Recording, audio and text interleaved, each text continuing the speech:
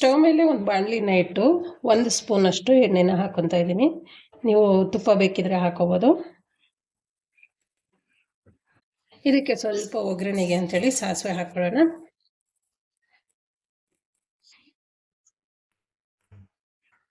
ಜೊತೆಗೆ ಕಟ್ ಮಾಡ್ಕೊಂಡಿರೋಂಥ 1 ಈರುಳ್ಳಿನ ಹಾಕೊತಾ ಇದ್ದೀನಿ.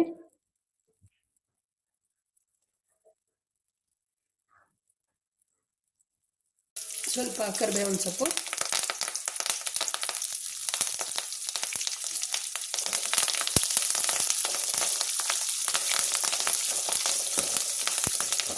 ಸ್ವಲ್ಪ ಈರುಳ್ಳಿದು ಹಸಿ ವಾಸನೆ ಹೋಗೋ ತನಕ ಫ್ರೈ ಮಾಡ್ಕೊಳ್ಳಿ.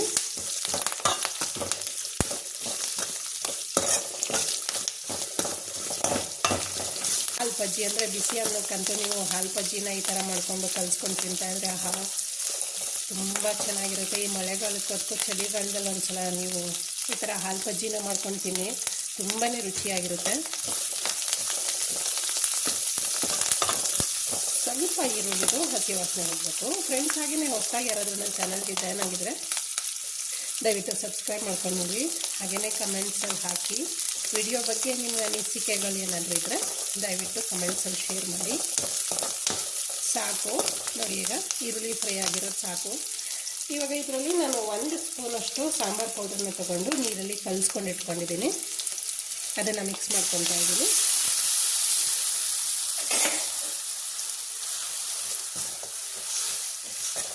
ಎಲ್ಲ ನೀಟಾಗಿ ಒಂದು ಸಲ ಮಿಕ್ಸ್ ಮಾಡ್ಕೊಬೇಕು.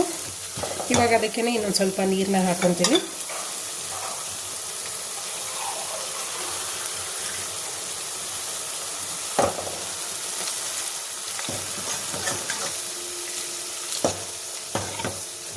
ಸಾಕು. ನೀವು ಸಾಂಬಾರನ್ನ ಹೆಚ್ಚು ಕಮ್ಮಿ 2-3 ಜನಕ್ಕೆ ಎಷ್ಟು ಜನಕ್ಕೆ ಮಾಡ್ಕೊತೀರಾ ಅಷ್ಟು ಜನಕ್ಕಾಗೋಷ್ಟು ಸಾಂಬಾರು ಪುಡಿನ ಮಾಡ್ಕೊಳ್ಳಿ, ಸಾಕಾಗುತ್ತೆ. 1 ಟೈಮಿಗೆ ಮಾತ್ರ ಈ ಥರ ಮಾಡ್ಕೊಳ್ಳಿ, ತುಂಬ ಚೆನ್ನಾಗಿರುತ್ತೆ ನೋಡಿ. ಇಷ್ಟು ಸೊ ಇದನ್ನು ನಾನು ಸಾಂಬಾರು ಥರ ತೀರಾ ತೆಳುಗೂ ಮಾಡಬಾರ್ದು.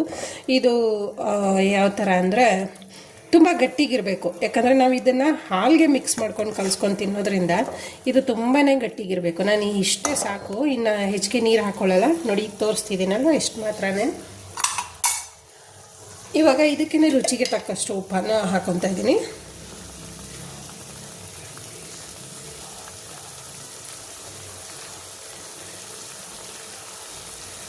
ಸಾಕು. ಇದೊಂದು ಸ್ವಲ್ಪ ಕುದಿಲಿಕ್ಕೆ ಬಿಡೋಣ. ಯಾಕಂದರೆ ಉಪ್ಪು ಖಾರ ಹಾಕಿರೋದ್ರಿಂದ ಸ್ವಲ್ಪ ತನಕ ಕುದಿಬೇಕು, ಚೂರು ಚೆನ್ನಾಗಿ ಕುದಿಬೇಕು. ನಾನಿಲ್ಲಿ 3 ಜನಕ್ಕಾಗಷ್ಟು ಸಾಂಬಾರನ್ನ ಮಾಡಿ ತೋರಿಸ್ತಾ ಇದ್ದೀನಿ. ತಲೆ ಹಿಡಿದು ಬಿಡುತ್ತೆ, ಹಾಗಾಗಿ ಬೇಯಕ್ಕೆ ಬಿಟ್ಟಾಗ ಸ್ವಲ್ಪ ಮಧ್ಯೆ ತಿರುಗಿಸ್ಕೊತಾ ಬನ್ನಿ. ನೋಡಿ ಕುದಿ ಹೇಗೆ ಬರ್ತಾ ಇದೆ. ಯಾಕಂದರೆ ಇವತ್ತು ಆಚೆ ಹೋಗಿದ್ರಿಂದ ತುಂಬ ಟಯರ್ಡ್ ಆಯಿತು. ಹಾಗಾಗಿ ನನಗೆ ದಿಢೀರಂತ ಸಾಂಬಾರು ಬೇಕು ಅಂದರೆ ಈ ಥರ ಹಾಲು ಪಜ್ಜಿ ಮಾಡ್ಕೊಂಬಿಡ್ತೀನಿ. ಯಾಕಂದರೆ ತರಕಾರಿ ಹಚ್ಚಬೇಕು ಅನ್ನೋಂಗಿಲ್ಲ, ಖಾರ ರುಬ್ಬಬೇಕು ಅನ್ನೋಂಗಿಲ್ಲ, ಬೇಳೆ ಬೇಯಬೇಕು ಅನ್ನೋಂಗಿಲ್ಲ. ಹಾಲು ಒಂದಿದ್ರೆ ಸಾಕು, ಪಟ್ಟಂತ ಸಾಂಬಾರು ಮಾಡ್ಕೊಂಬಿಡ್ಬೋದು. ತಿರುಗಿಸ್ಕೊಬೇಕಾಗುತ್ತೆ ಚೆನ್ನಾಗಿ. ಸ್ಮೆಲ್ಲಂತೂ ಎಷ್ಟು ಚೆನ್ನಾಗಿರುತ್ತೆ ಅಂದರೆ ಖಾರದ ಪುಡಿ, ಈರುಳ್ಳಿ, ಏನದು ಕರಿಬೇವಿನ ಸೊಪ್ಪು ಬೇಯ್ತಾ ಇರೋದ್ರಿಂದ ಘಮ ಅಂತ ಇದೆ. ನೀವು ಇದನ್ನು ಇವಾಗ ಇದು ಉಪ್ಪು ಖಾರ ಹಾಕಿದ್ದೀವಲ್ವ, ಇದನ್ನು ಸ್ವಲ್ಪ ಗೊಜ್ಜನ್ನ ಒಂಚೂರು ಎತ್ತಿಟ್ಕೊಂಡು ನೀವು ಬಿಸಿ ಅನ್ನೋ ಜೊತೆಗೆ ಬರೀ ಆ ಗೊಜ್ಜನ್ನೂ ಮಿಕ್ಸ್ ಮಾಡಿ, ಜೊತೆಗೆ ತುಪ್ಪ ಅಥವಾ ಬೆಣ್ಣೆನ ಮಿಕ್ಸ್ ಮಾಡಿ ಅದನ್ನು ತಿನ್ಬೋದು. ಇಲ್ಲ ನಮಗೆ ಖಾರ ಜಾಸ್ತಿ ಆಗಲ್ಲ ಅನ್ನೋದಿದ್ರೆ ಹಾಲನ್ನ ಮಿಕ್ಸ್ ಮಾಡಿ ಕೂಡ ತಿನ್ಬೋದು. ಎರಡಕ್ಕೂ ಯೂಸ್ ಆಗುತ್ತೆ.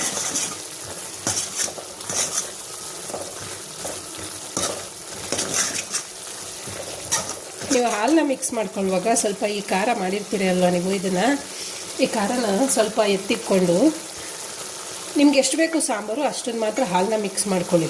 ಯಾಕಂದರೆ ತುಂಬ ಖಾರ ಆಗಿಬಿಟ್ರೆ ಕಷ್ಟ ಆಗುತ್ತೆ. ಅದಕ್ಕೋಸ್ಕರ ನಿಮ್ಗೆ ಎಷ್ಟು ಬೇಕು ಸಾಂಬಾರು ಅಷ್ಟನ್ನು ಮಾತ್ರ ಹಾಲು ಮಿಕ್ಸ್ ಮಾಡ್ಕೊಳ್ಳಿ. ಅಥವಾ ನಿಮಗೇನಾದರೂ ಖಾರ ಇನ್ನೊಂದು ಸ್ವಲ್ಪ ಕಡಿಮೆ ಆಯಿತು ಅಂದರೆ ಎತ್ತಿಟ್ಕೊಂಡಿರ್ತೀರ ಅಲ್ವ ಖಾರ, ಅದನ್ನು ಮತ್ತೆ ಇನ್ನೊಂದು ಸ್ವಲ್ಪ ಮಿಕ್ಸ್ ಮಾಡ್ಕೊಬೋದು.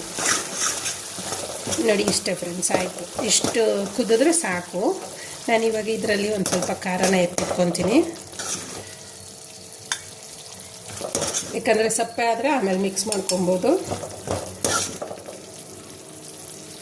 ಇಷ್ಟೇ ನೋಡಿ, ಇಷ್ಟೇ ಖಾರಕ್ಕೆ ಮಾತ್ರ ನಾನು ಹಾಲನ್ನ ಮಿಕ್ಸ್ ಮಾಡ್ಕೊತೀನಿ. ಹಾಲನ್ನ ಕಾಯಿಸಿ ಇಟ್ಕೊಂಡಿದ್ದೀನಿ, ಆ ಹಾಲನ್ನ ಮಿಕ್ಸ್ ಮಾಡ್ಕೊತಾ ಇದ್ದೀನಿ.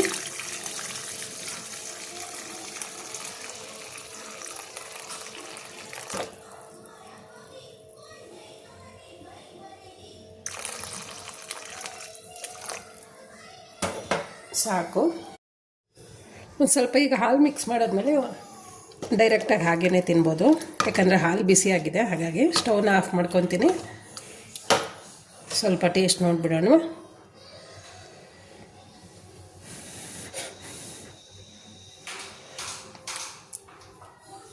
ಕರೆಕ್ಟಾಗಿದೆ.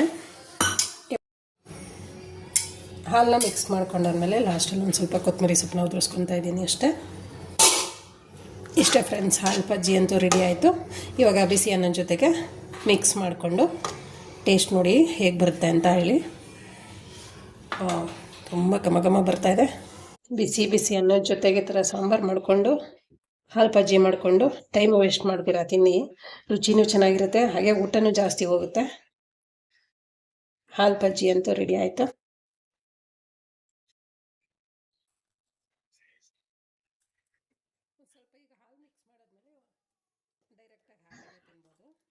ಹಾಗೆಯೇ ಫ್ರೆಂಡ್ಸ್, ಇವತ್ತಿನ ವಿಡಿಯೋ ನಿಮ್ಗೆ ಇಷ್ಟ ಆಗಿದ್ರೆ ದಯವಿಟ್ಟು ಲೈಕ್ ಮಾಡಿ, ಶೇರ್ ಮಾಡಿ, ಸಬ್ಸ್ಕ್ರೈಬ್ ಮಾಡಿ. ಹಾಗೆಯೇ ನಿಮ್ಮ ಫ್ಯಾಮಿಲಿ ಮೆಂಬರ್ಸ್ಗೆ, ಸ್ನೇಹಿತರಿಗೆ ತಪ್ಪದೆ ಈ ವಿಡಿಯೋನ ಶೇರ್ ಮಾಡ್ತೀರಲ್ವ. ಮತ್ತೆ ಮುಂದಿನ ವಿಡಿಯೋದಲ್ಲಿ ಸಿಗೋಣ. Thank you.